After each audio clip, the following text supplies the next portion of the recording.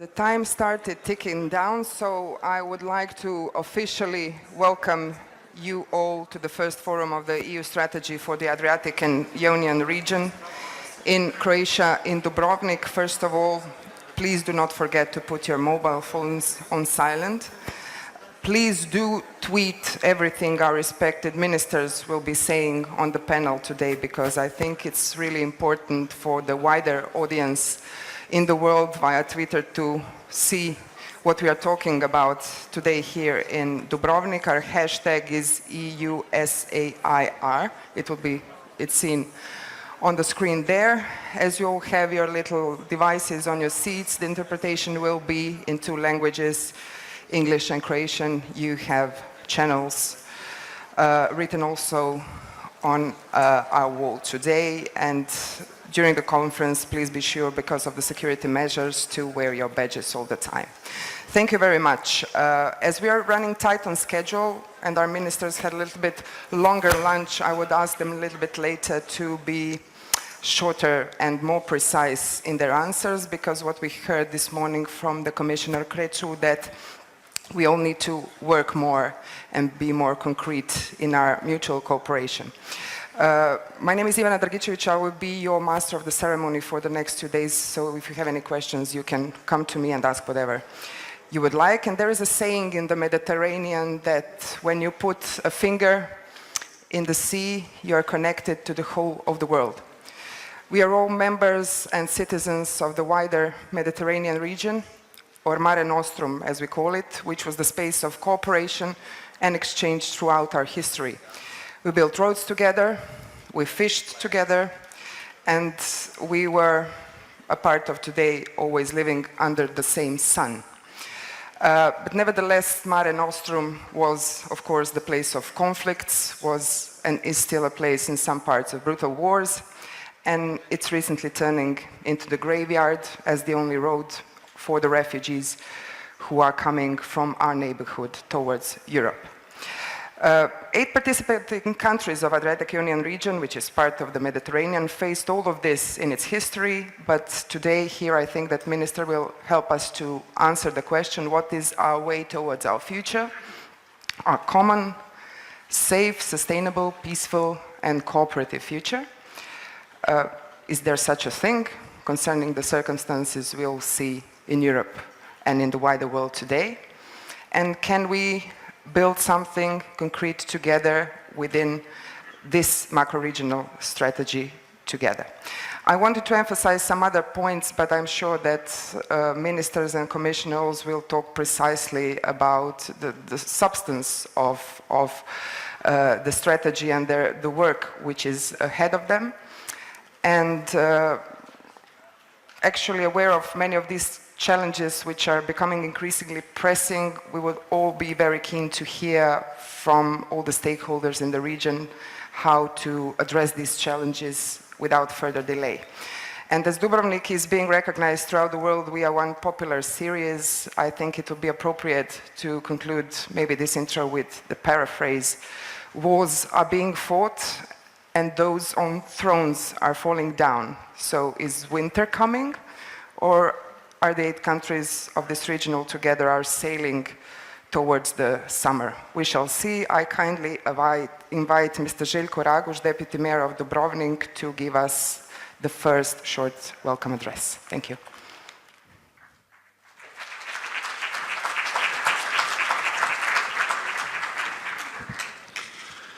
Dear ladies and gentlemen, it is my pleasure to welcome all of you on behalf of City of Dubrovnik. I hope you enjoy in our beautiful city, and who are for the first time in Dubrovnik, I would like to say a few words about our city. Dubrovnik has a population of 40,000 people and 3 million tourists every year. And Dubrovnik is well known for entrepreneurship, trade and tourism from the time of the Dubrovnik Republic. Dubrovnik is the shiniest star on Croatia tourism sky and city listed on UNESCO World Heritage List.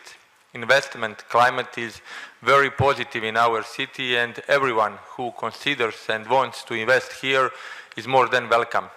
In the upcoming period in the city of Dubrovnik, we are expecting a great number of very important and significant projects.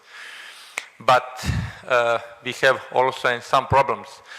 Dubrovnik-Neretva County is only territory in all European that is not connected with its original country. Hopefully we will solve that situation in future with the Pelješac bridge. Dubrovnik has in the end, I believe in all your future projects, and I hope you will visit us again in Dubrovnik. Thank you very much. Thank you.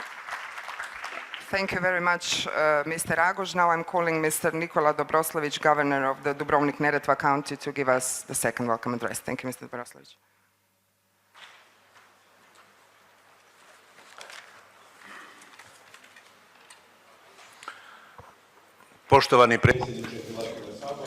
Distinguished Speaker of the Croatian Parliament, Ministers of Foreign Affairs,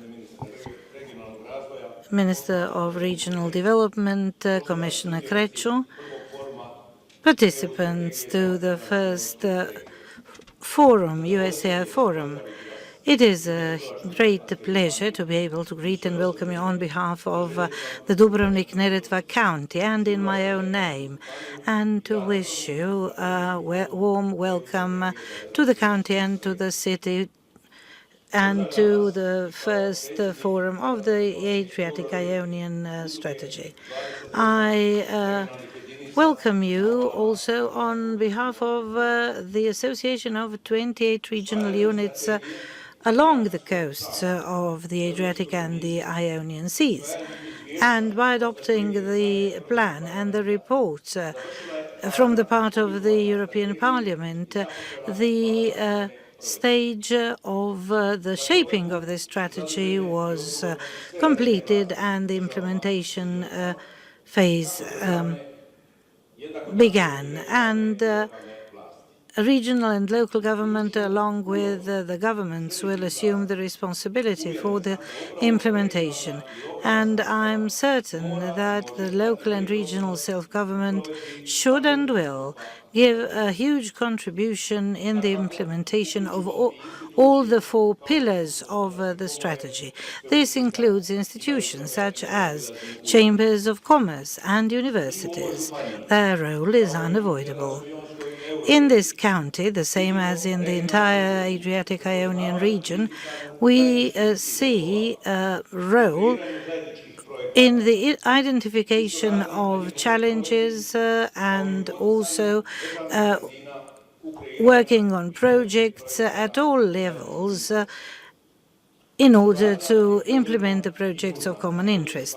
Cooperation is indispensable and desirable in all the four pillars of the strategy. In the Adriatic Ionian region, we think that connectivity is a prerequisite of any other development, and we have to dedicate a lot of attention to that.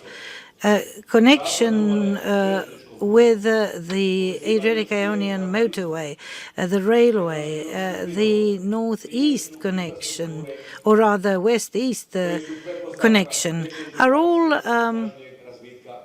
examples of infrastructure which matters for the development of the region. I believe we shall tackle these topics tomorrow and today. I wish you a great deal of success in your work, but I also hope that you will be able to see what Dubrovnik offers to visitors along with the region, the southernmost Adriatic region. Commissioner Crețu said today at the press conference it's a member state strategy and the member states should take ownership for it. So I please welcome Ms. Corina Crețu, EU Commissioner for Regional Policy, to give us the first keynote speech. Thank you.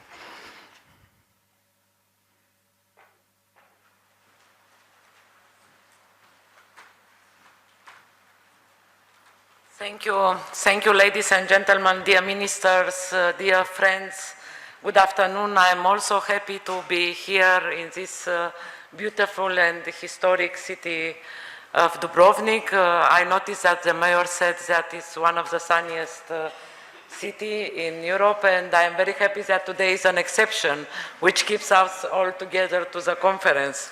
So I would like, first of all, to say that and to pass the word from my colleague Carmen Uvela, who is Commissioner for Environment, Maritime and Fisheries Affairs, who would also like to be here today. It was not possible, but I am very happy that we have here, we count on the presence of the representative of his services, as well from other Commission departments, and of course my colleagues from DG Regio. I still remember the launch event organized by Italian presidency in November 2014, a few days after I took the office of Commissioner for Regional Policy, and I was very much impressed on that time by the sense of responsibility, and I was moved by the enthusiasm of stakeholders, and I hope we didn't lose this enthusiasm during this year. So we have finally seen what we have demanding for so many years, all these member states. So I think the strategy is above all a valuable tool to work together.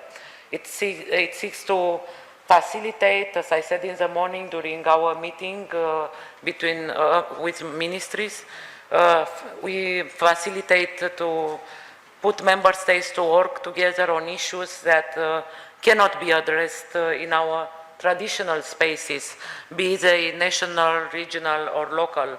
This is true for major challenges such as security, climate change, or innovation.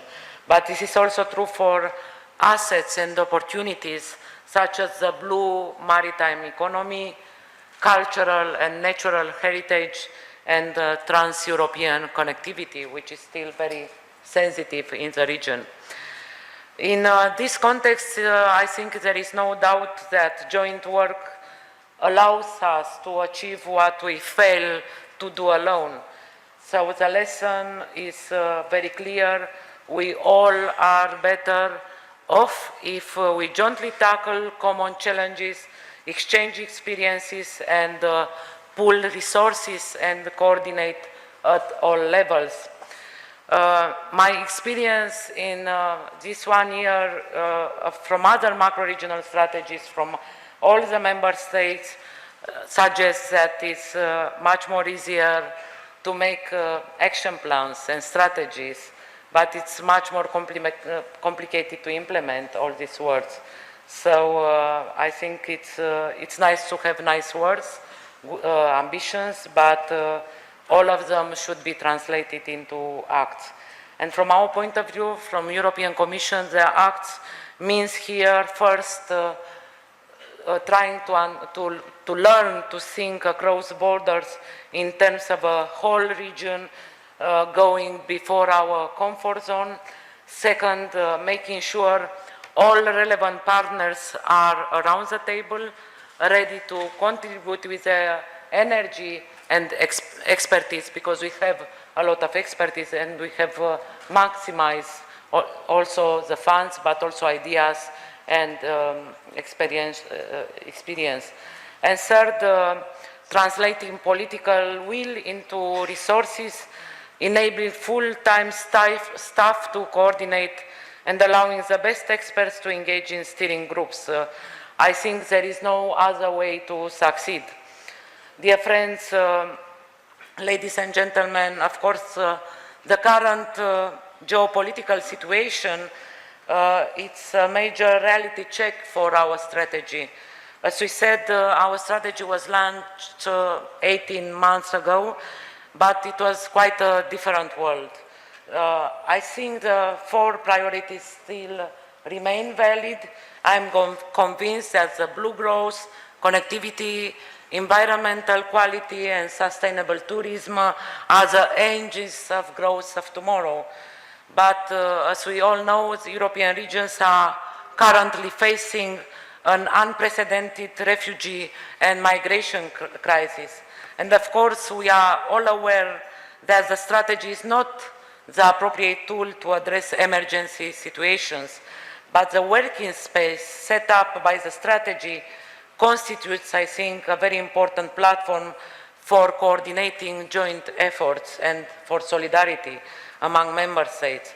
It is a fair opportunity to identify and debate the positive links between migration flows and development, because by supporting the improvement of socio-economic conditions in the regions, the strategy will indirectly help to reinforce the ability of people to adapt to this changing world.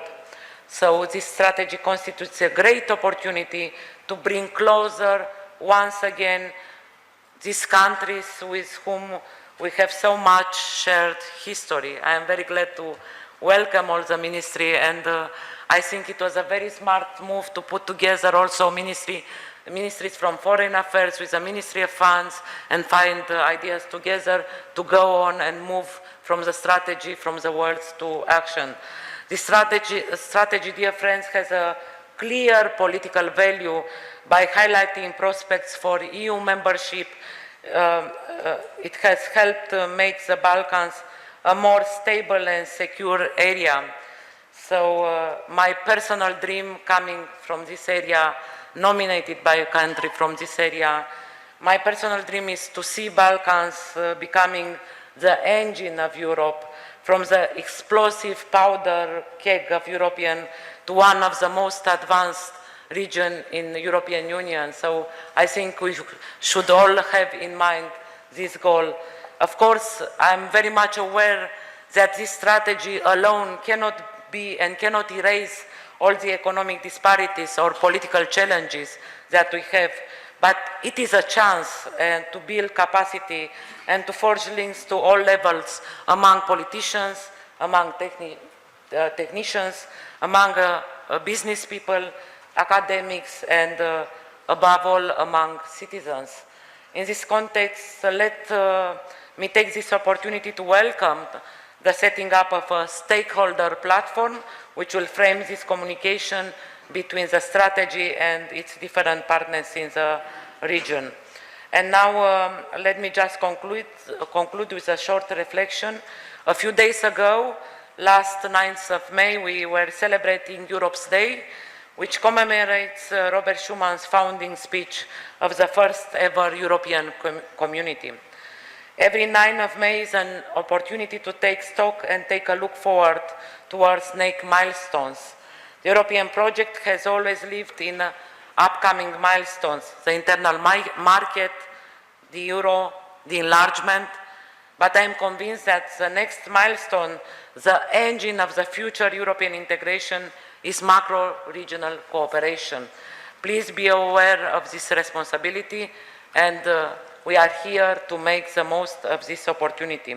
The Commission and me personally will stand by you in this endeavor, and of course, I wish you a very intense and fruitful forum. Thank you very much. I'm looking forward to hear from you how we can move forward with this strategy, and hopefully next year in Greece, I would like to congratulate Croatia for what they have done, and the Secretariat and everybody to put in place all the governance now, and nothing is preventing us to come next year in Greece with concrete results. Thank you once again.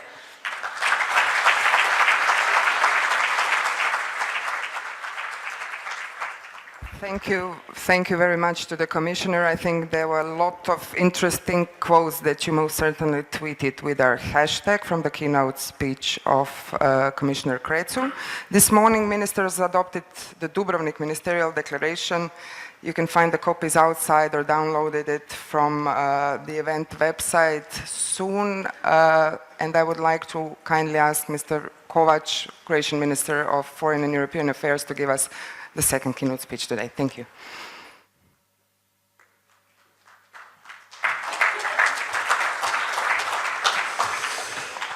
Dobrodošli uvaženi gosti, poštovani predsjedniče Hrvatskog sabora.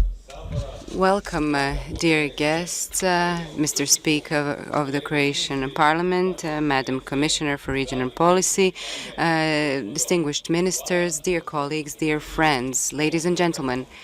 Thank you for joining us in this beautiful, historic town of Dubrovnik. First of all, allow me to thank the city of Dubrovnik, the Dubrovnik-Neretva County, the Croatian Parliament, Mr. Speaker of the Croatian Parliament and his team, also to the Ministry of Mr. Tolšić, the Ministry of Regional Development and EU Funds, also to the Ministry of Foreign and European Affairs, and also allow me to extend a special thank you to the Croatian police forces who allowed for such high level of security at this event. Thank you very much for making this possible.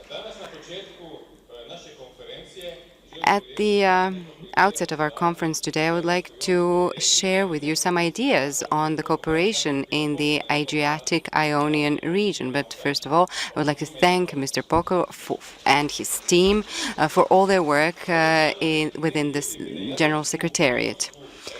The Adriatic and Ionian region and our countries are perceived by some as a region that is riddled with many problems. Indeed, our economies are not in their best days. Some are doing better, some worse, but overall, we could all be doing better. I think that we all agree on this. We are faced with unacceptable rates of unemployment. We are trying to be just and humane with the hundreds of thousands of migrants and asylum seekers that are knocking on our doors. At the same time, we need to fulfill the expectations of our citizens when it comes to public security. It is clear that these supranational challenges are common to all of us, but they also represent supranational challenges, opportunities. And we hope that the tackling of these opportunities and challenges will bring joint opportunities and benefits for our citizens.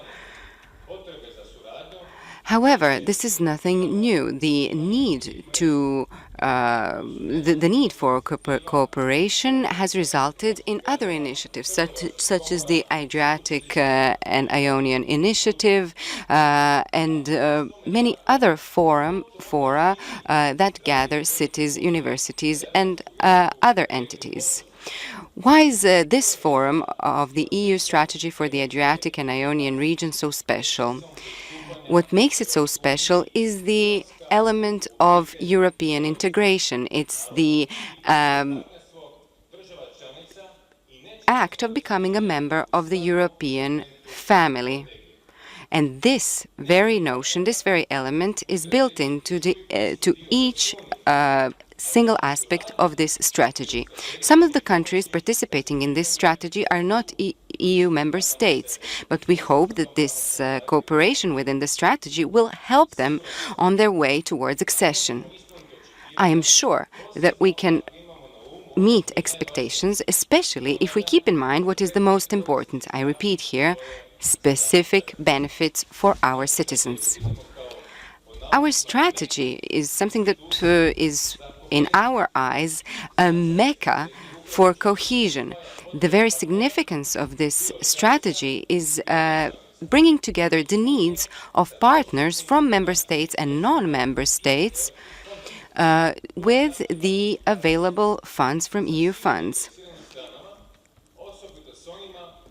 It is necessary for all stakeholders to cooperate and work together,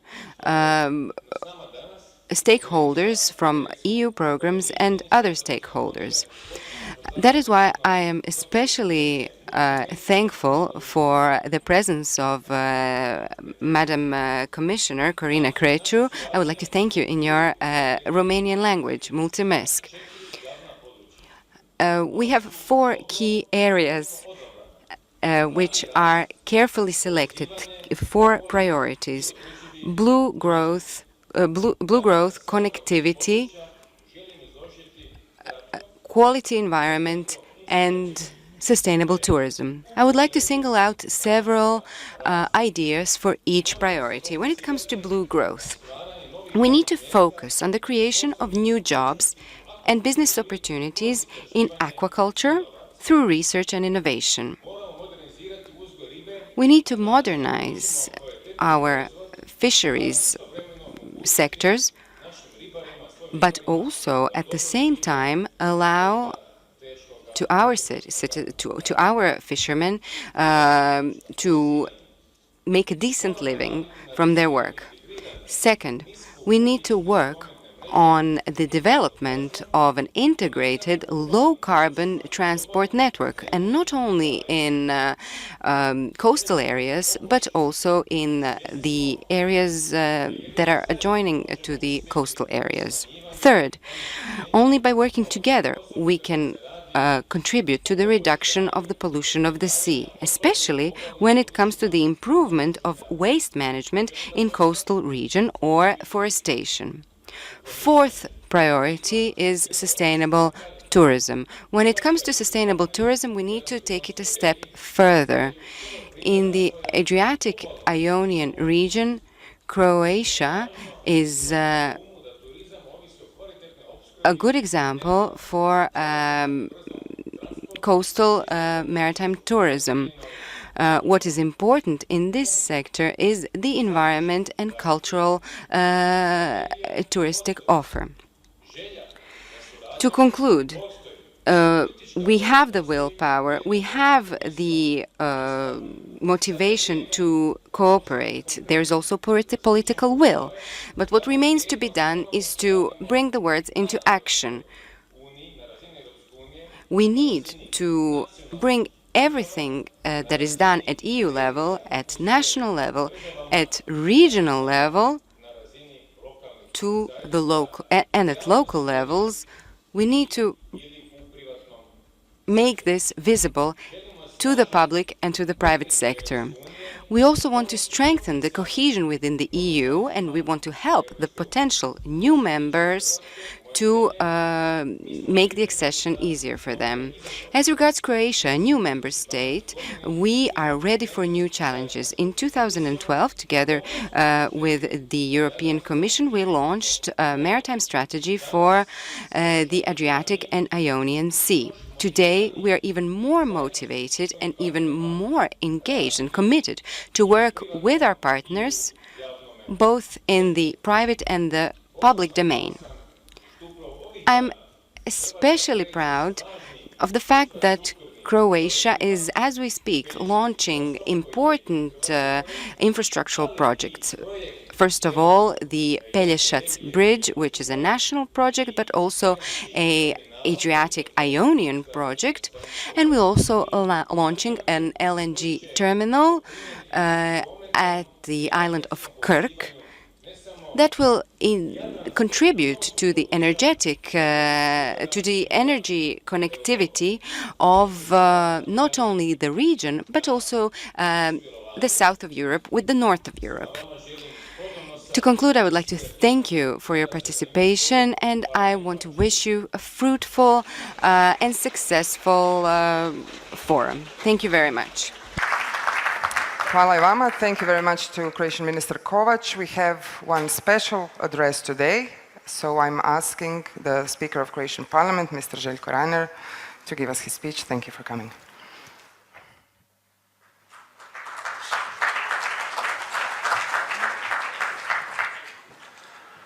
Poštovani ministre Kovač, ministre Tolušić.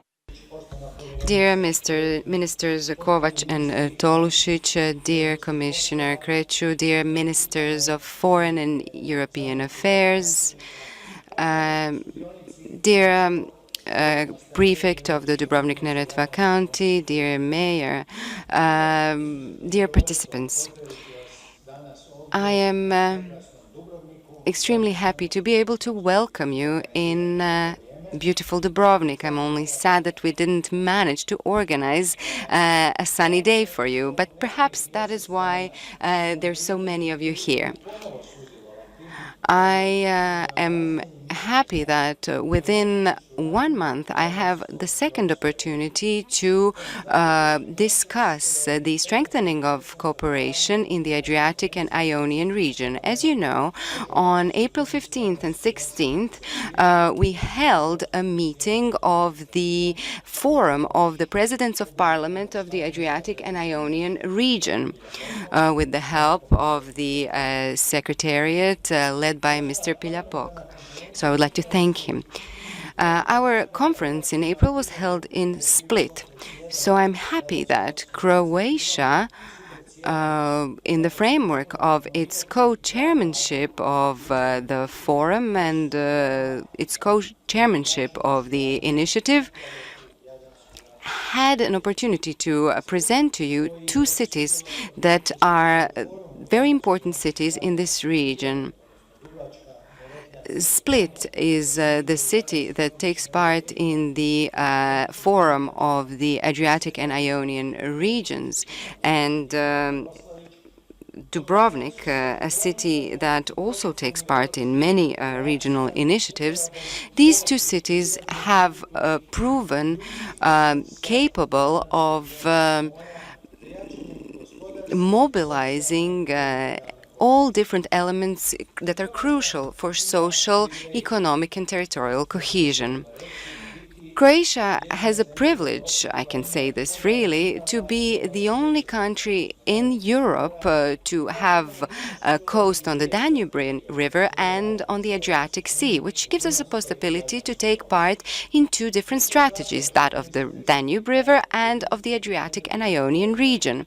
So we can utilize our very specific geographic position to enhance and develop cooperation with different partner countries. The Adriatic dimension of Croatia is also defined by the historical continuity. Let us not forget the important role the Republic of Dubrovnik has had through many centuries. Its importance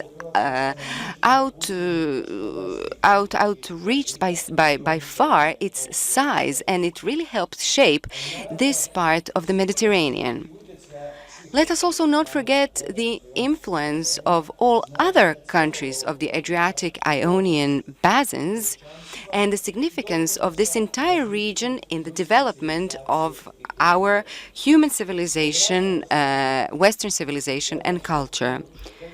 Due to the diversity and the richness of heritage and the mere number of islands, 1,200 islands in the Adriatic Sea,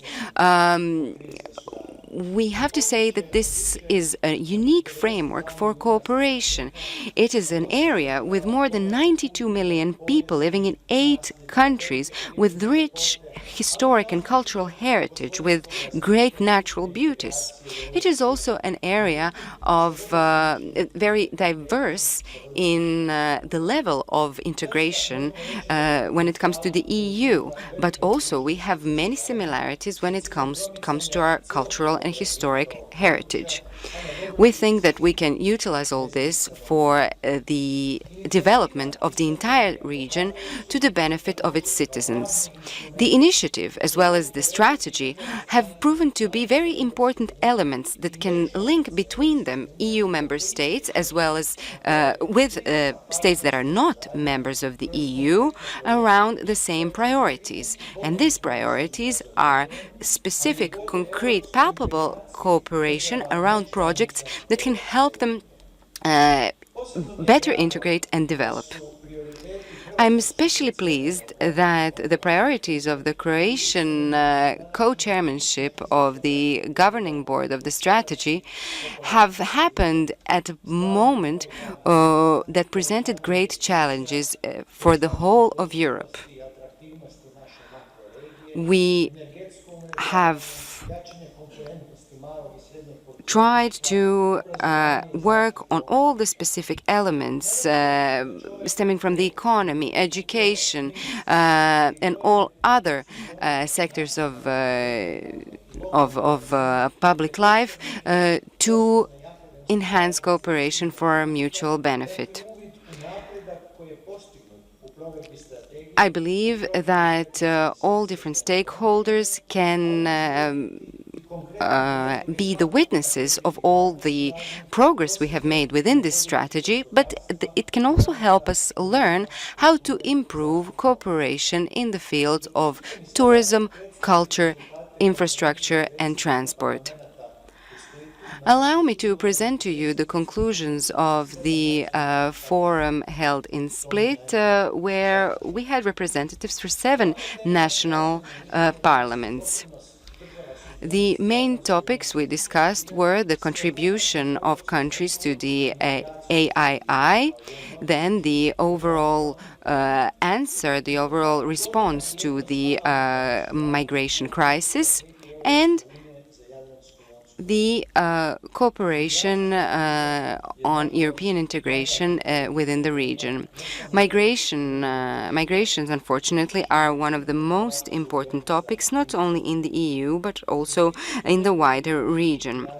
In Split, we wanted to deepen the exchange of views on this very important topic. We wanted to extend this to the interparliamentary domain, and we wanted to find our possible solution, or present an element of the solution to this joint European challenge. We also wanted to emphasize the role of national parliaments and the value added of parliamentary cooperation in the strengthening of this region.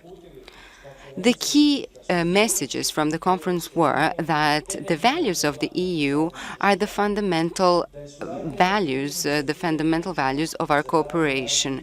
Cooperation is key for the further deepening of peace and prosperity in this region. We also need to strengthen our support to candidate and potential candidate states on their path towards accession.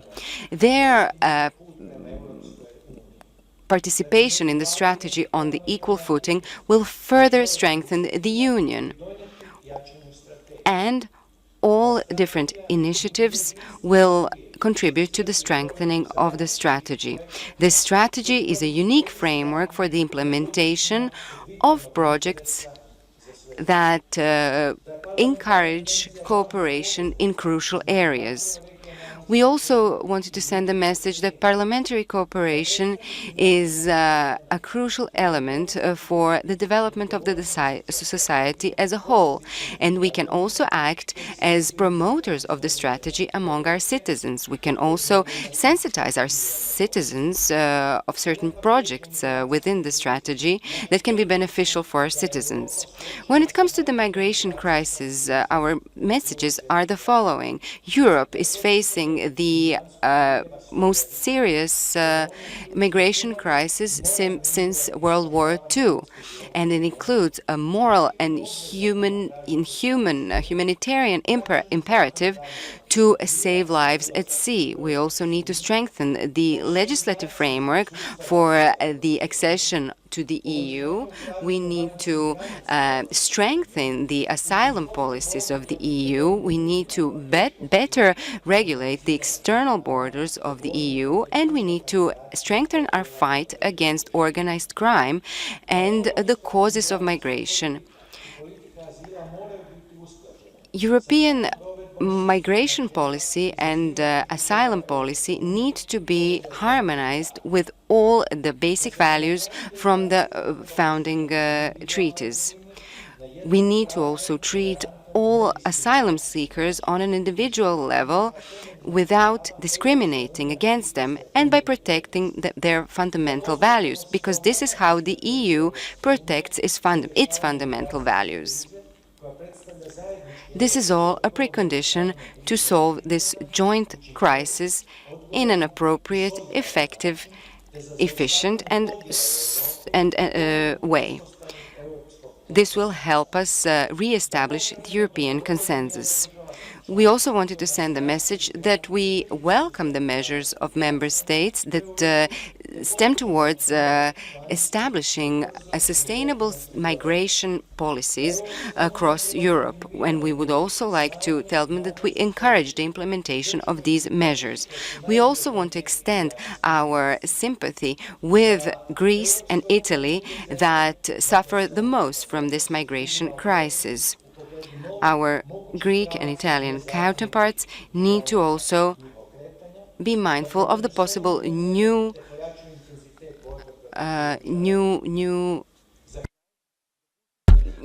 influxes and new different routes, migrant routes, that could appear.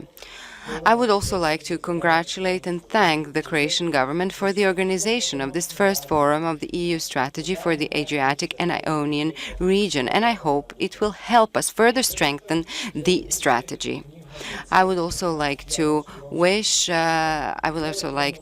say to Greece that I wish them a lot of success in their year of co-chairmanship. Thank you very much. Hvala predsjedniku Sabora. Thanks to the Speaker of Croatian Parliament. I know it's time, the weather is for sleeping, but as Commissioner Crețu said, the time is for action. So we'll see how much action can we have concerning the fruitful discussion in the next 60 minutes out of our panel, which I'm introducing now. So I would like all of our panelists, ministers to join us. So in the next hour, we'll have on stage with us Ms. Corina Crețu, Commissioner for Regional Policy. Please, then we'll have Mr. Dumitru Bushati, Minister of Foreign Affairs of Albania. He was tweeting, I see, so he's on high spirits today, which is good. So Mr. Alexis Karistis, I hope that I pronounced it very well, Deputy Minister for Economic Growth and Tourism from Greece, which is taking over from Croatia, this initiative. We have Mr. Igor Crnadak, Minister of Foreign Affairs of Bosnia and Herzegovina. Please join us. Instead of Minister of Foreign Affairs of Italy, Mr. Gentiloni, who was here today, I'm asking Mr. Andriano Chiodi Cianfarani, the Ambassador of the Republic of Italy in Croatia, to join us on the panel. Mr. Karl Erjavec, the country which is participating in 3 strategies, so he'll have a lot of things to tell us. Minister of Foreign Affairs of Slovenia. Ms. Jadranka Joksimovic, Minister without portfolio in charge of European integration, Serbia. Our host, Mr. Miro Kovac, Minister of Foreign Affairs and European Affairs of Croatia. Thank you and welcome. I hope that everyone is here. Yeah. Oh, I'm sorry, Montenegro, dear Montenegro, sorry. Alexander Andrija Pejovic, State Secretary for European Integration, the smallest but the sweetest country. Sorry. Small letters, sorry. Thanks. The panel is kind of described that all of our guests today have one question each to give us an overview of the situation and the most burning and current issues concerning the strategy in their respective countries. And at the end, we'll try to have a kind of questions and worries and ideas that basically concern us all in this initiative. So I would start with Commissioner Crețu. The European Union has 2 macro-regional strategies. Now this is the 3rd one. So basically, for our panel and for our guests here and stakeholders and other people involved, so what are the specificities of this macro-region in the view of European Commission and European Union? What makes it different from the others? And can you point out, in your view, what's the key point of the Dubrovnik Declaration that was adopted this morning? Thank you. Thank you once again. I think it's very important to come together, as I said in my speech.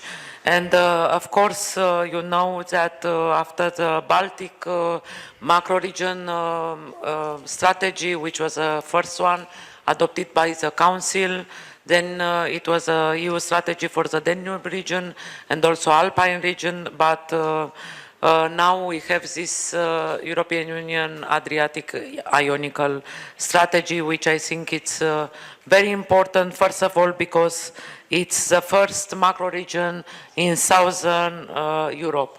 So I think this is the first macro region conceived in Southern Europe area, and as I said in my speech, it's my hope, my dream, that this strategy can act as a showcase of growth, jobs, and ideas, and as a gateway to other parts of Mediterranean. And it is based on geographical functional area, which is very flexible. You know very well that on the basis of the request, this could be enlarged. Another particularity is that for the first time we have equal number of EU and non-EU member states. And I think it's very important for members, candidate and potential candidates member to have this hope to be together, to have sharing objective of growth and prosperity. And of course, I think one of the particular purpose, aim of this strategy would be to strengthen the EU integration and good neighborhood relations. We cannot act as if nothing has happened. So I think the element of the legacy of the past has an impact as well in this region, which is now a turning page in its history. I can confess to you that one of the most emotional project I visited during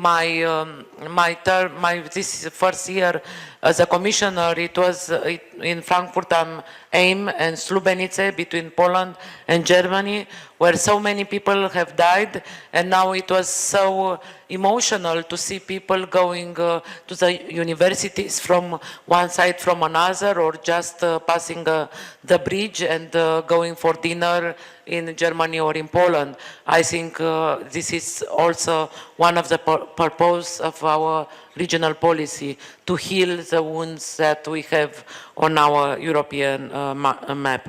Of course, that on this European strategic for Adriatic Ionical, we have a very high heterogeneity. We have countries with not the same elements like size, but also on economic development, both in terms of GDP per head and unemployment rates. It's a huge differences. But we are together to solve the problems. One of the most important problems we have to solve in this part of the world, of the Europe, it's administrative capacity. I think it's very important to work together, because sometimes money are not enough. We have many examples where we had money, but the member states, the regions, did not have the administrative capacity to have good projects to absorb this money. And of course, we have to work in cross-policy coordination. But above all, I think the most important feature of this strategy is the opportunities that is staying in front of us. Why I always say about result-oriented, about having results, because now we worked on the papers, we work on the institutions to be all in place, and now it's time to go and organize ourselves in order to put all the funds together.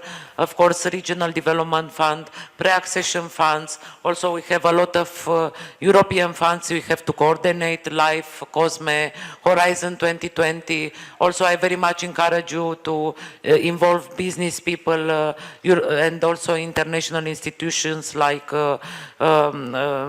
ABRD, European Investment Bank, and this is a perfect framework to think together to big projects which can be applied for what we say Juncker plan, for funds for strategic investments. I think the transnational projects could be a perfect candidate for this kind of loans granted, which will maximize the impact which will finally you will see in the life of the people, because we are here not for the sake of having some functions, but the ultimate goals as a politicians, of people who are acting is to see the life of the people improved. And I am glad to be here in Croatia. Tomorrow I will have bilaterals with the ministries, and Croatia is in the first budgetary exercise, and the funds that it will receive from this budgetary period 2016-2020 is multiplied by 9. This is the difference between being candidate and being member. So it's a great challenge for Croatia to have good projects and to spend wisely, but I'm very confident this money. So thank you once again for the hospitality. Thank you to all of you, and I'm looking forward, as I said, to hear your views. Thank you. Thank you, Commissioner. You've mentioned a couple of things, which is the importance of transnational projects, the political, basically, will, and administrative and capacity building. So my next question will be to Minister Bushati, because Albania was granted candidate status practically at the same time when the strategy was adopted. So do you see that this strategy can play a role in intensifying capacity building in your country? In which way? And can it bring in any kind an efficient adoption of the EU acquis in its fulfillment that it has? Thank you. Thank you. It's always good to be here in Dubrovnik, and as I was telling this morning to my Croatian colleague Miro, it's the first time that I experienced this nice weather here. Concerning the question in relation to candidate status, this is something already forgotten in my country, because now we are struggling with the accession negotiations, and we are seeking a recommendation and hopefully also endorsement by EU member states. Having said that, I would agree with those who think that regional development and regional policies, but also regional cooperation, and these processes is thought to beef up also regional cooperation in our neighborhood, in southern part of Europe, is going hand in hand as a process with EU accession. I would like to build upon those lines that were presented by Commissioner. Why this initiative it's interesting for us? Because it groups 4 member states and 4 non-EU member states, so it's quite flexible in terms of modus operandi. It's based on 3 no's, or no money, no fresh money. So we are quite sober in this respect. Nothing spectacular will happen. No new legislation, and this is very important because we have been already overburdened by EU in terms of formal requirements to improve and in some cases to tighten up the legislation institutional setup stronger than some EU member states, and no new institutions, because there are so many regional initiatives going on, especially after the breakup of former Yugoslavia, and sometimes it's very difficult to count all these initiatives, and one could also question the productivity of those initiatives. So this is how we start. Geographically speaking, Commissioner was quite cautious when she mentioned that she comes from Romania and she's part of this region. But geographically speaking, not all countries that are sitting around this panel have a clear access or a direct access to Adriatic or Ionian Sea. So it's thought to be a little bit deeper than just having access to the sea. And I take this opportunity also to make a plea on other member states, part of this initiative, to include also Macedonia and Kosovo in this initiative. And this would make sense also with the current trend of regional cooperation in our region. One key element that I think we have to work hard, it's to ensure the territorial cohesion of this initiative. So it's not important to me whether country has a direct access on Adriatic or Ionian Sea, but it is much more important the territorial cohesion. In order to ensure the territorial cohesion of this initiative, we ought to bear in mind the fact that in our region we are facing large social and economic disparities. Some of these disparities have been mentioned also by colleagues and others in their opening remarks, and it is time to think in a more thoughtful manner about the future. Because if we see nowadays the ratio in terms of assistance and funding between EU member states and enlargement country, the ratio is 4:1. And given the fact that this initiative does not provide fresh money or fresh instruments, this is not going to be bridged also by this initiative. The second point that I would like to make is ensuring the necessary cooperation and interaction also with the other initiatives that are going on in the region. And this is very important because we are all facing with infrastructure deficits. We have all been engaged into this Berlin process, and one of the main objectives of this Berlin process is to transform our region in a true region. So it's basically to connect us physically in terms of infrastructure, energy, and to have a spillover effect on other related areas of the economy.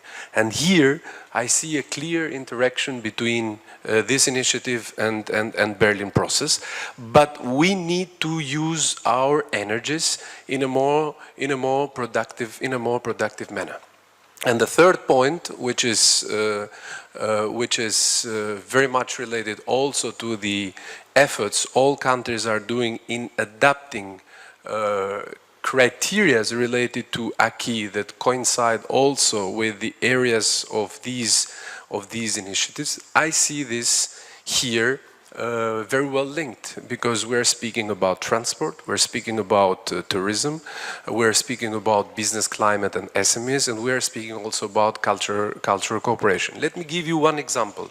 If in the Berlin process, one of the main projects that has been already agreed to be endorsed is the Blue Corridor, or the so-called Ionian Adriatic Corridor, that would link Croatia via Bosnia and Montenegro to Albania. This would not be an astute statement, because at the end of the day it will link Slovenia and Croatia, that are already in EU member states, with Greece, that is already in member state, through these three other non-EU member states. It will complete at the same time this Mediterranean ring of tourism. So it will have a clear impact on other areas of the economy.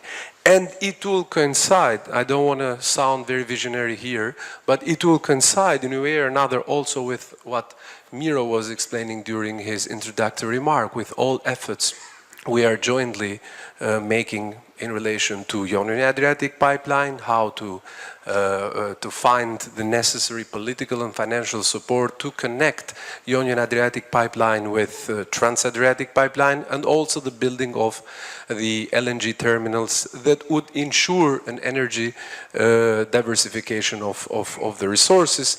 And this is mutually beneficial for our region and also for European Union. So this is how I see our role in this initiative. Thank you.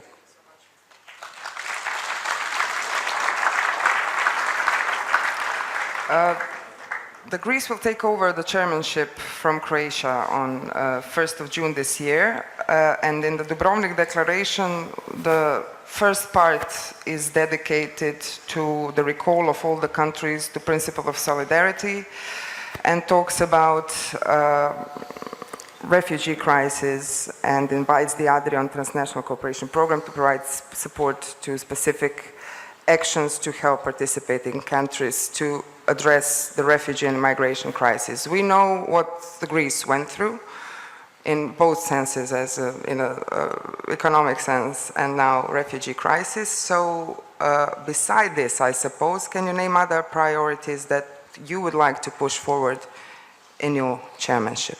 Thank you. Thank you very much. I guess our first priority should be to find a place equally beautiful and exciting to Dubrovnik to host next year's forum. It's going to be a hard task. That's a good idea. No, in all seriousness, I think it's very important for us in order to work collectively to highlight that setting up the priorities is not going to be unilateral decision of the presidency. It's going to be the outcome of collaborative work with all the parties involved, the European Commission, all the participant countries, the Adriatic and Ionian Initiative, which has already done very important work in this area, and of course the governing board. And the priorities will be in line with the strategic objectives of the strategy of EUSAIR for promoting sustainable economic and social development in our region. Now, taking into account the crisis that has hit our region and Europe as a whole, we strongly believe that closer collaboration between the countries and investing more in the concept of macro-regional approach to the better use of our funds is of paramount importance in order to overcome this crisis. In this sense, we believe that the 4 pillars that have been identified are equally important and are very much in line with our government's priority to promote the primary sector and to take particular consideration for the sector of tourism, taking, of course, always into account the very important environmental considerations. With this in mind, and taking into account that we are discussing about fairly new strategy, we think that in order for the strategy and for the projects involved with it to be successful, the first priorities would have to do with setting up the right governance and management processes. So activating the governance, full activation of the governance of the EUSAIR would be the first priority for our presidency. And we would like to build on the experience already there from our Slovenian counterparts who have been doing the coordination of the Aegean facility point. And of course, we think that the initiative of the European Commission to draft the report by the end of 2016 is an excellent basis and opportunity to identify best practices and problems, make the most of the former and tackle the latter. So this would be our first priority. A second priority, very much interlinked with the first one, would be setting up the monitoring and evaluation system for the strategy. That would be indispensable for a clear performance framework that can include pertinent indicators for the strategy and per pillar. We have already the experience as project partners in the facility point in this area, and the purpose of the work with the evaluation system would be to create a territorial knowledge base and develop a framework for monitoring and evaluating the strategy as a whole, and through it building capacities for the public administrations and all the other stakeholders involved in the process. Allow me to say that the first priority, although it was already mentioned, but we strongly believe that this should be a priority for the strategy as a whole, is tackling the refugee and migration crisis.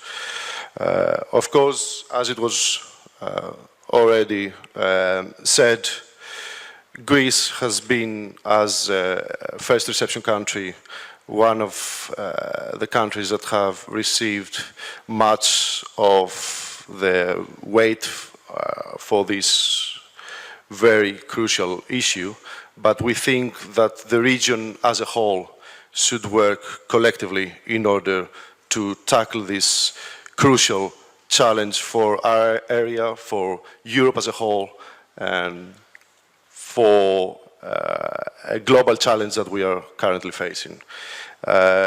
We believe that striking the right balance between the need to promote growth and development in our region and at the same time addressing this issue of the refugee migration crisis in a humane way according to international law is of paramount importance in order to promote cohesion and stability in our region.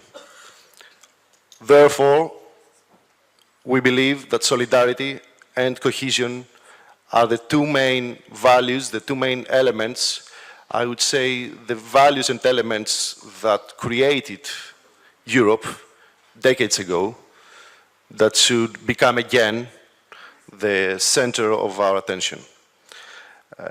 In this context, we have already started doing extensive work with our counterparts, especially in the last few months with Italy and Albania, in order to fight illegal trafficking of people, to strengthen the asylum policies, and to establish effective return policies.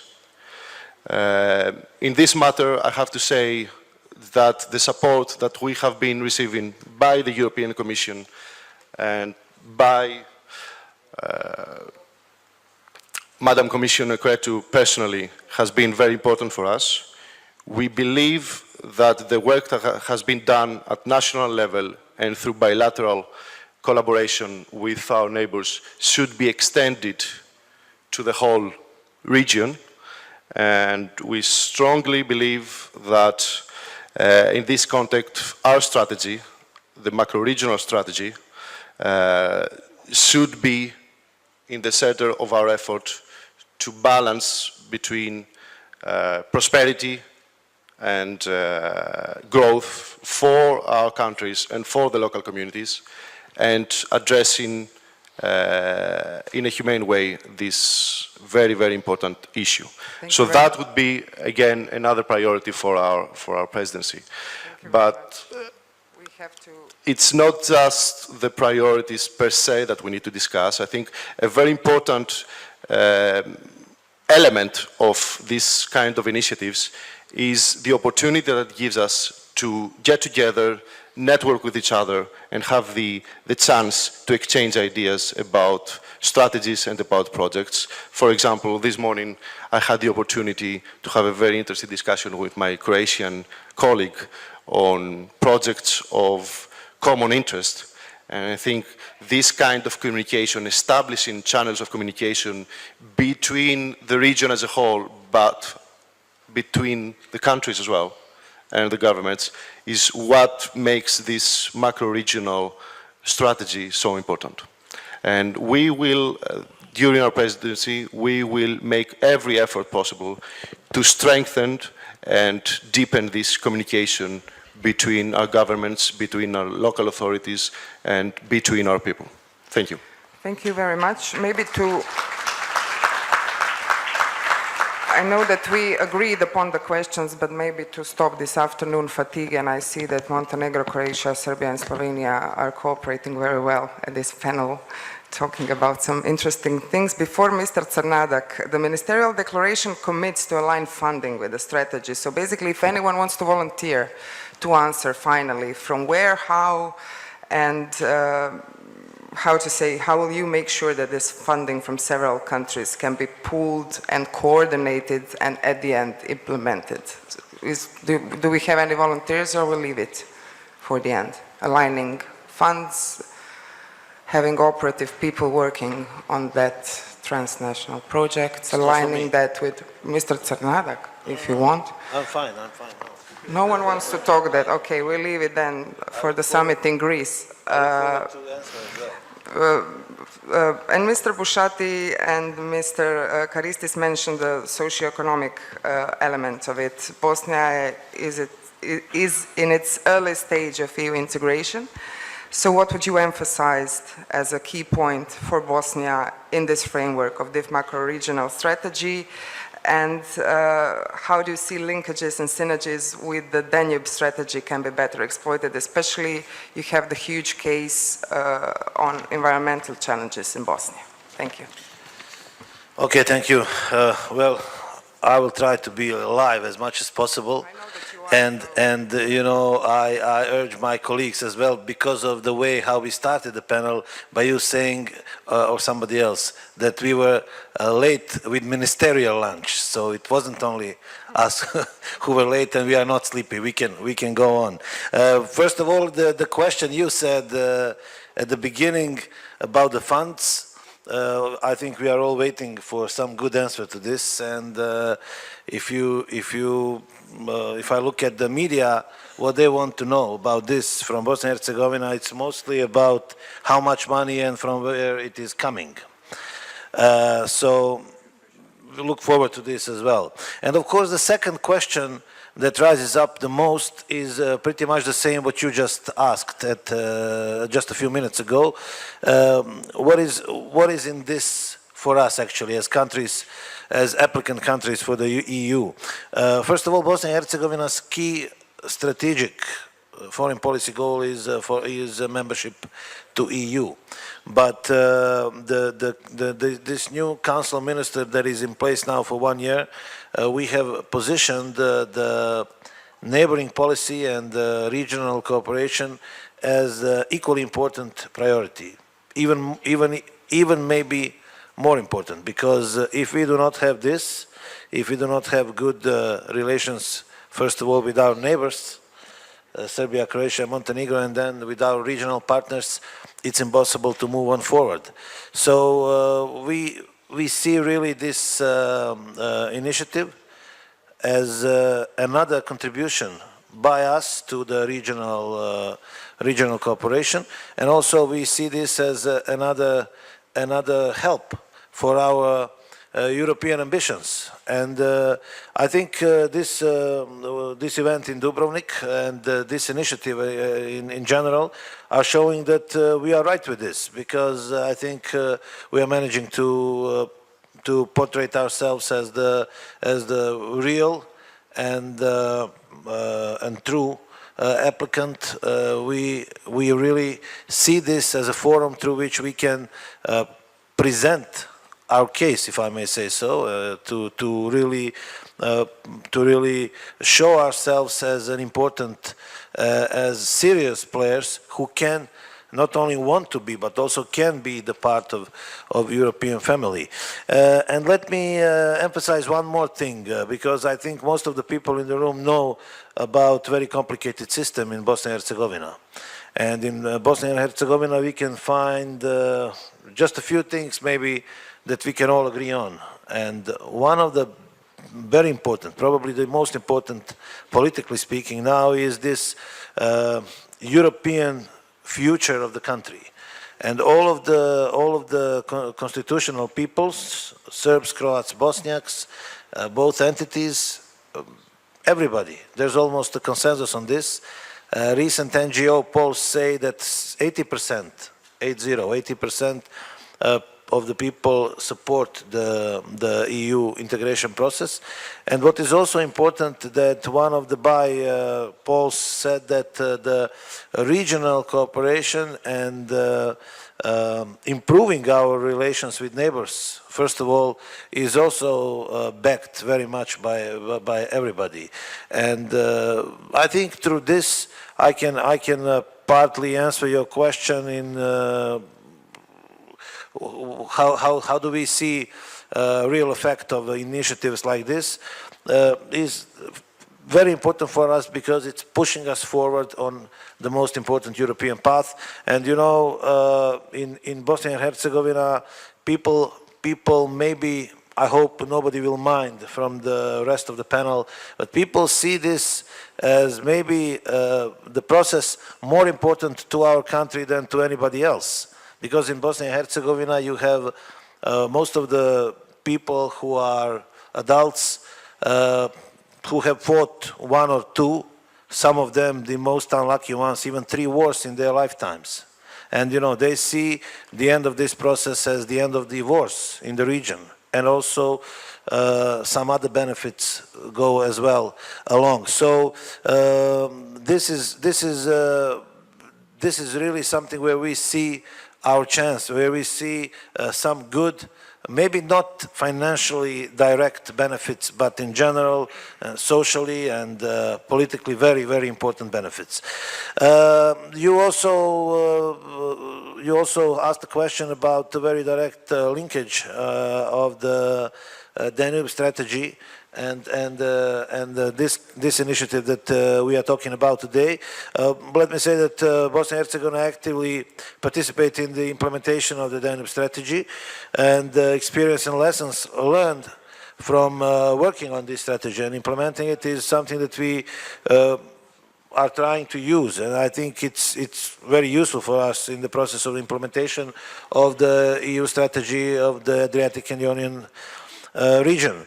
To be able to transfer experience from the Danube strategy into the EU EUSAIR strategy, it's important to create similar structure. We think it's important to use also regional experts, lessons learned, ensure adequate capacity within ourselves, and we will try to do that as well. So I think maybe it's not, of course, major political issue, but since we are talking about very concrete strategies, very concrete initiatives, I think this linkage and this connection between the Danube strategy and the EUSAIR is very important. It's good that you brought it up. Thank you. Thank you, Mr. Crnadak, always dynamic. It's nice. Minister Gentiloni had to left. I have to ask then Ambassador Cianfrani one question. So working macro-regionally basically requires a complete change of mindset, and this kind of thinking and working has to be in a way translated into all layers of administration. So can you give us a concrete experience of Italy, maybe on the example of your Cabina di Regia, and tell us how this relates basically and may relate in the coordination between the countries in this strategy. Thank you.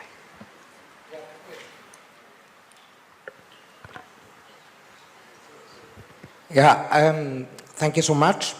Of course, coordination is key for the well-functioning of the strategy.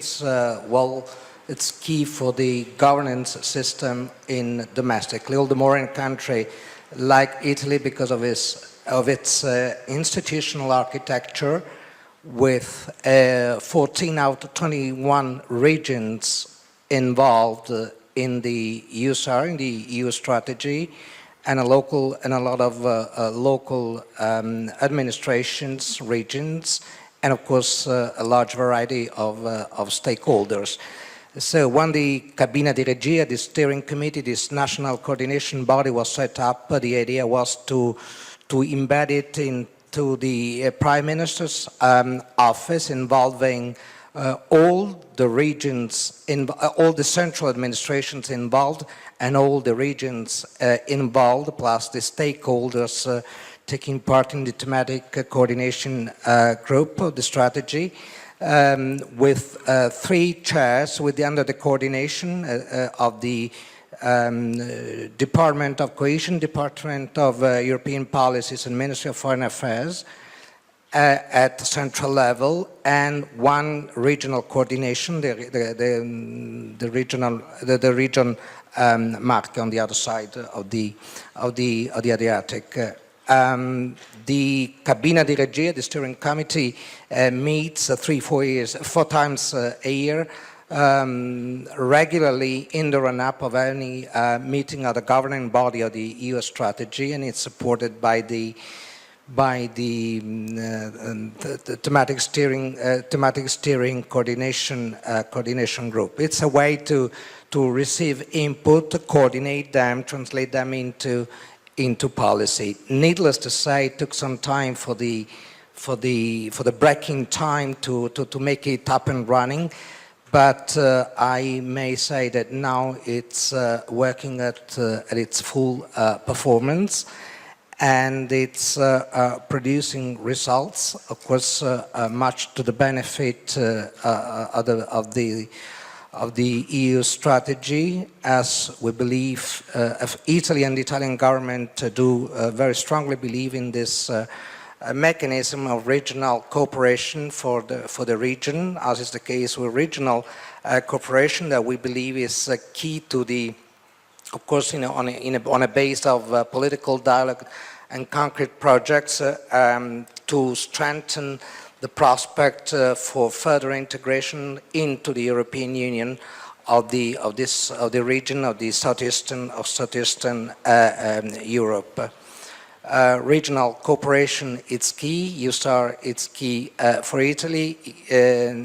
Italy remains committed, continues to be supportive of the integration process into the EU of the countries of the region. As Minister Gentiloni stated this morning, we could not believe that the EU is completed until the region is part of it. And we again, we would like to support the process also through this mechanism in place. But when it comes with this regional cooperation, I cannot refrain from spending a word on migration. Everybody has been mentioning the issue.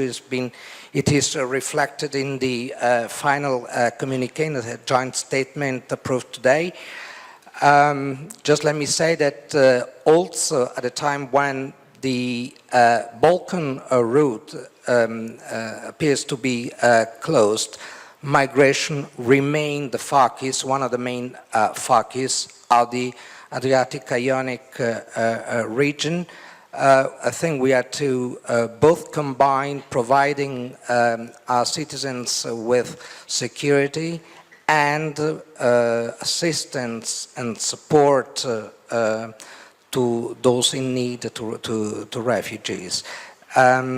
We believe that the EUSAIR could be a platform to develop a coordination mechanism for migration policies in the region, and to this extent, just let me quote the migration compact that the Italian government has put forward, also drawing on the experience on the way the migrant inflows on the Balkan routes have been dealt with, as a way to contribute to improve the effectiveness of the EU policy or policies on migrations, and the level of cooperation with third countries, both of origin and then transit.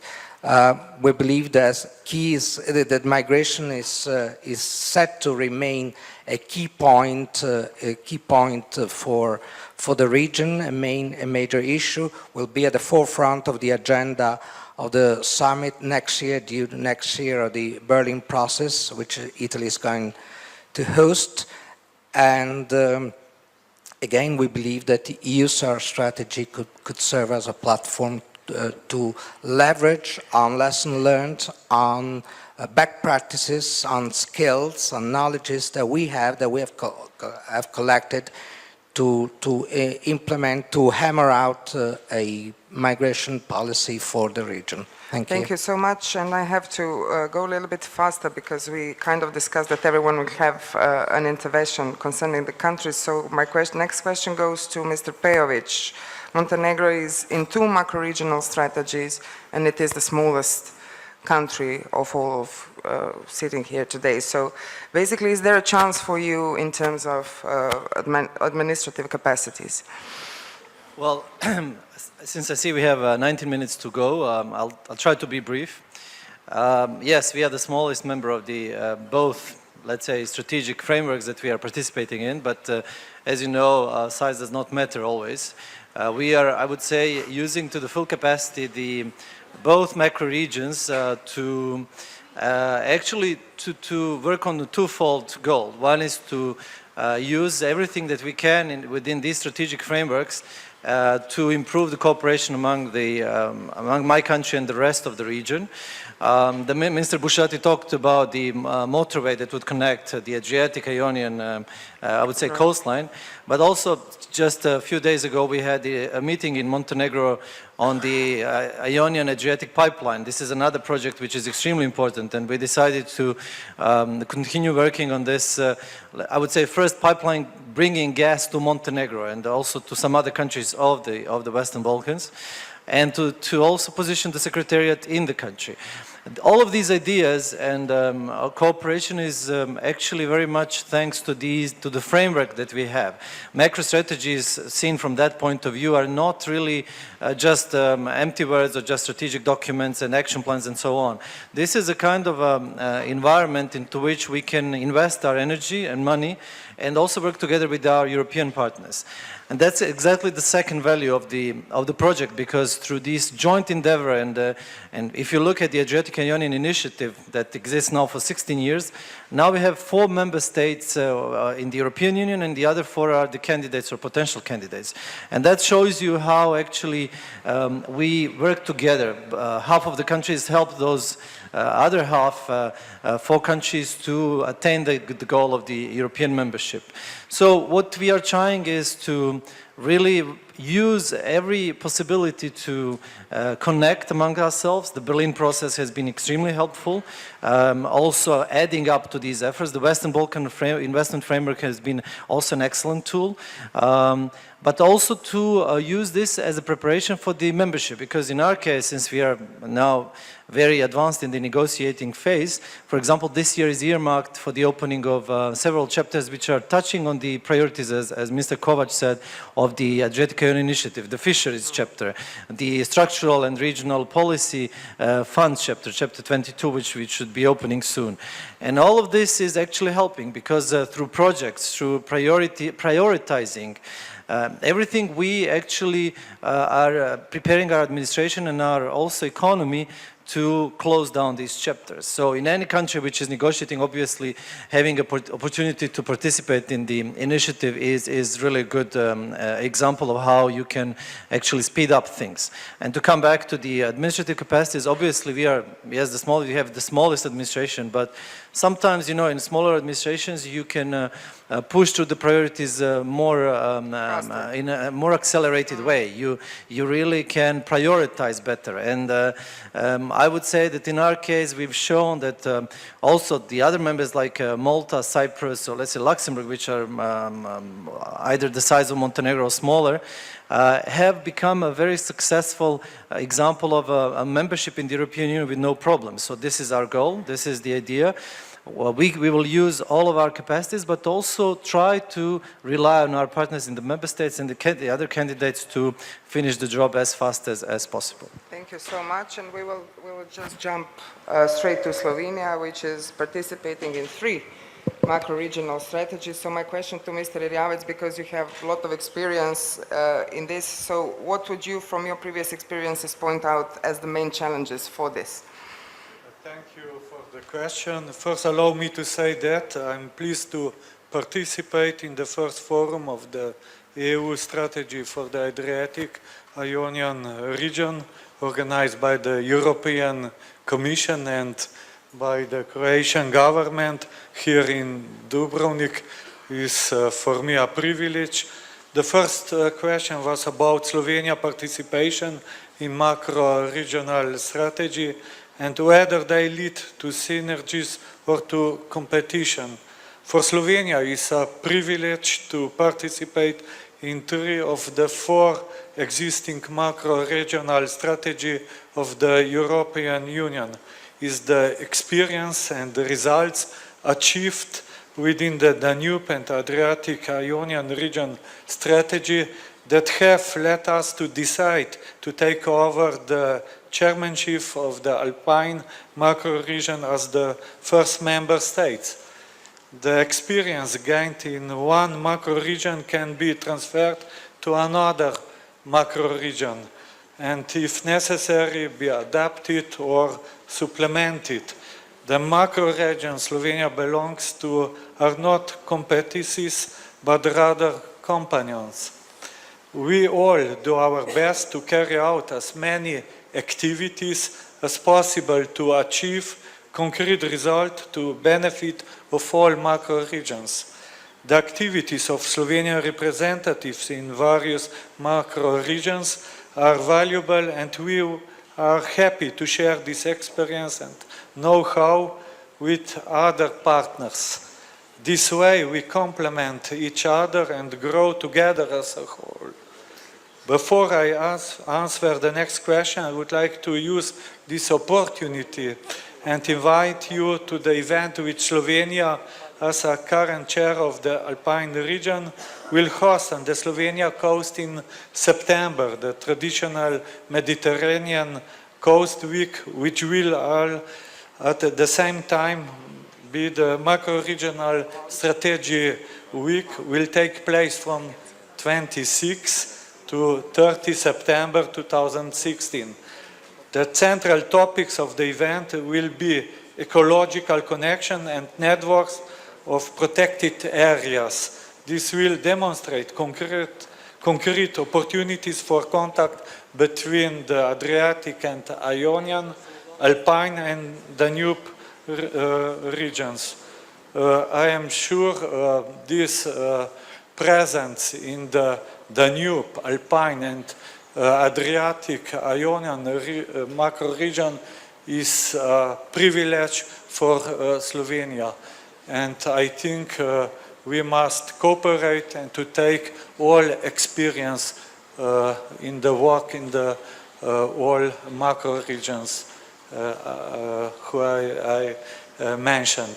Thank you very much for your question. Thank you, Minister Erjavec, so much, and I'll just transfer to Ms. Joksimovic. We heard several times that this strategy can be aligned with other processes and strategies there are on the table that are going on for this region. One of them is Berlin process. We heard from your colleague from Montenegro, of course, the stories about infrastructure, roads, pipelines. So how do you in Serbia, which we know was a kind of battleground of these people wanting to invest in roads and in pipelines and in oil companies and everything. So how do you see from your status now this strategy and the correlation with Berlin process, and maybe also the RCC Southeast Europe 2020 strategy?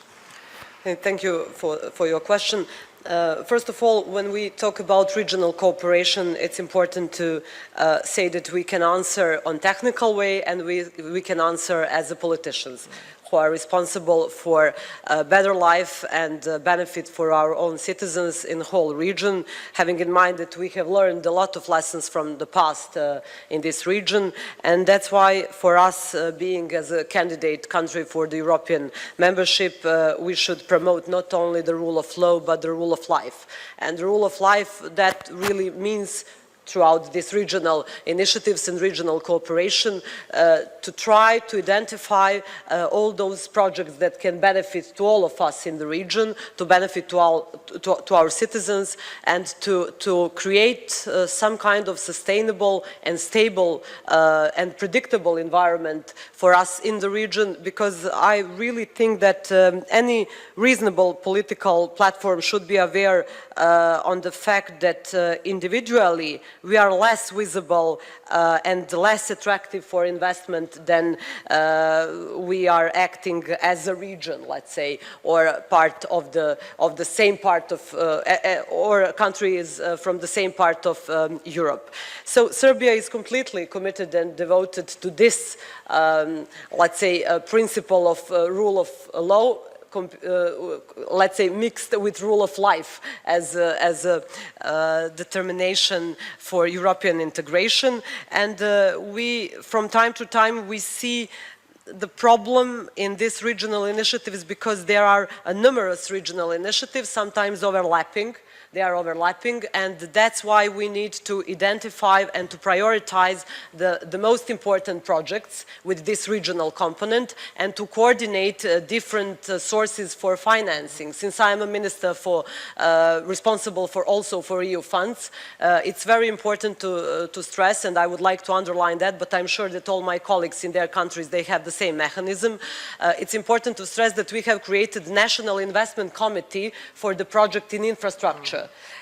Which is actually based on single project pipeline mechanism, which identify the main projects which has also regional component. So that's the way, and that's the let's say framework when we can in technical way coordinate and prioritize these projects. And I think it's very useful to create that if there is no in other countries, but I'm sure that almost in every country of the region there is such a framework. And then it's easier for European Commission because European Commission also put connectivity in the very heart of their platform for regional cooperation because regional cooperation is not a part of a key, but there are a lot of expectations from the candidate and potential candidate countries for European membership for better relations. So I think that something concrete and tangible we have to create if we want to deliver some results, and not only to sit in Dubrovnik or someone else and talk about potential projects or whatever. If you ask me if there is enough money for these initiatives, let's say for the Adriatic Ionian initiative, to be very honest, and I think that Commissioner will say the same, there is no enough money, but still it's very important to participate in that, to try to propose some good projects and then to find available funds to finance those projects. One very important thing also, because you mentioned Berlin process, it's very important for us because Berlin process has focused on three very important things. First, of course, it's economy, but also setting up transport and energy connectivity throughout the core network, but also exchange of youth, exchange of young people, good cooperation. And I think those three things also tackled all those, let's say, goals of other regional initiatives. So I think that we should do in synergy when we have opportunity to work in synergy. And I'm sure that Berlin process will help also for all of us in Adriatic and Ionian countries to work, let's say, more efficiently in these projects. Serbia, of course, doesn't have, of course, we don't have maritime politics, but certainly it's important our contribution in hinterland connectivity, improving hinterland connectivity, and that's why it's a really a good occasion to mention that a lot of efforts that we did in Berlin process actually is a part of also Adriatic Ionian connectivity agenda. So that's our concrete contribution. So the second pillar of Adriatic Ionian initiative is something that we are focused on.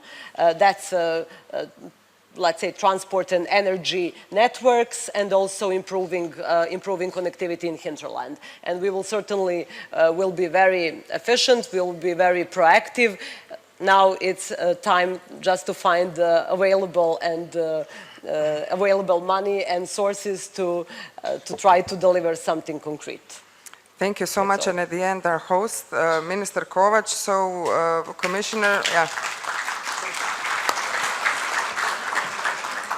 Finally, an applause, wake-up call from Serbia. Thank you. Are we ready to go beyond our comfort zone, what the Commissioner Crețu said today? So basically to have common regional projects and initiatives concerning all the things we've heard. So basically we need roads, we need interconnectors in energy sector, we have European energy strategy which goes beyond, asks for more sustainable and energy resources from here. So we all are ready to go out from our comfort zone in terms of new way, future way of cooperation in the region, which is often contaminated by the history.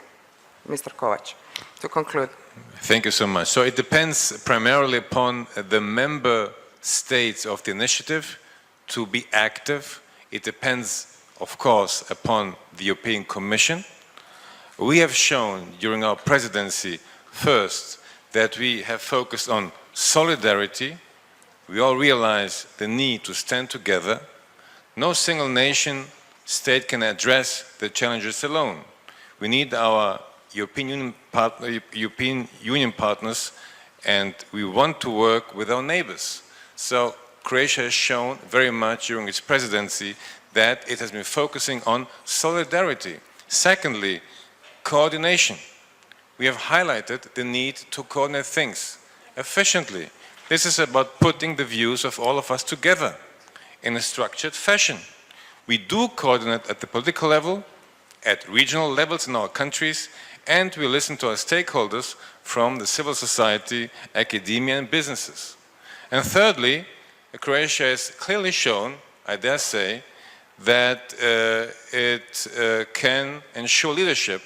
We have shown leadership, strong leadership, as chair of the EU strategy on the Adriatic and Ionian region. We have led in a certain way by example.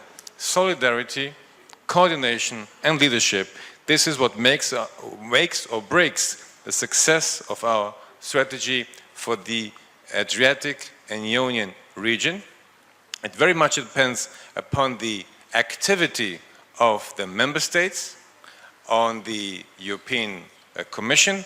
We can change things if we want to change things. It depends really primarily upon the members of the initiative. We have shown very clearly in the migration crisis that we can change things. I mentioned that our Greek friends, they're still very much exposed to the migration crisis. They suffer a lot, but we have also shown clearly by coordinating very efficiently the migration crisis with our neighbors with our northwestern neighbors, with Slovenia and also Austria, but also with our neighbors in the south, Serbia, Macedonia, that we can change things. And the migration crisis has shown very clearly that we are a community of destiny. We belong together. If there's a problem in Greece, it can also be a problem for Croatia. When the Italians had a problem 2 years ago with the migration crisis, when they broke out the migration crisis, people were laughing at our Italian friends. Last year, no one was laughing anymore because it became a problem also for our friends in Western Europe. So we all belong together. We live in a community of destiny. We can change things together. And I said this morning that this part of Europe is in a certain way ancient Europe. We have to be aware of our qualities, of our possibilities, and I am very much confident that our Greek friends will continue to assure a very constructive presidency. I would just like to highlight that Croatia applied for membership in 2003 when our Greek friends were assured the presidency of the European Union. Mr. Simitis was at that time the Prime Minister, and in the meantime Croatia has become a member of the European family. So I'm an optimist concerning our strategy, the cooperation with our partners in the initiative, and very much also optimist concerning our cooperation with the European Commission. Thank you so much. Thank you so much, Mr. Kovac. I think that your colleagues from Greece and Italy, just before we wrap this up, said something about, especially the Greek chairmanship will put the question of refugee crisis and migration, as is seen in the declaration from Dubrovnik, higher on the agenda, so to see how these things will evolve. We asked the question which Mr. Czarnadak was brave enough to try to answer, but no one still answered, about the funds and the transnational projects and kind of administrative capacities that we will all have in this framework of this initiative.